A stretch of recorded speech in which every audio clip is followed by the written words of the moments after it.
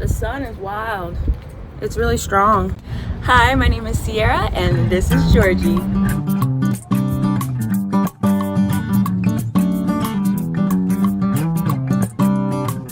Okay, so we are out here in Northridge currently. Northridge is fun. I actually used to live in Northridge in an apartment once upon a time, and now I get to live here for free. One of the best things about living in an RV is that you can literally be anywhere and everywhere, which is such a blessing and so awesome. This spot has been really interesting. It's a little bit different than the spots that we normally pick. It's a little busier. We are actually in between an apartment complex and a construction site. I have wanted to park in front of construction sites before because nobody's living there at that time, but it just kind of never worked out. Either the street signs weren't right or the spots were taken up by other things, vehicles, machinery, whatever it may be. But this time there was a really nice stretch behind this tractor piece of equipment and the street had no street signs. So we thought, okay, let's go for it. And then when it comes to the apartment complex, we don't typically like to post up next to apartment complexes, really because there's a lot of traffic, there's no spots typically, or really just right in front of somebody's like front door, like the front door of the complex. But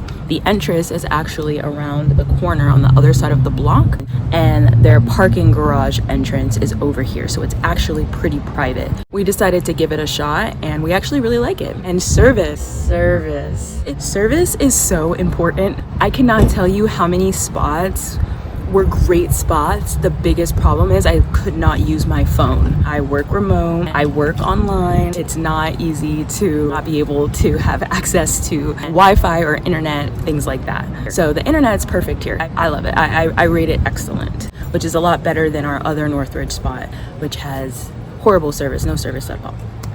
What I don't love about this spot is all the trash. I actually pride myself on not leaving a trace no matter where we park, and to come here and there be so much trash, and yeah, maybe we should have cleared it away, but like, I don't know, I don't want to deal with it. So much trash, I don't know, there's a lot of overgrown brush, and I don't know, people think that it's okay to just put garbage on the ground, and I guess nobody is taking care of it. Maybe that'll be my service to society.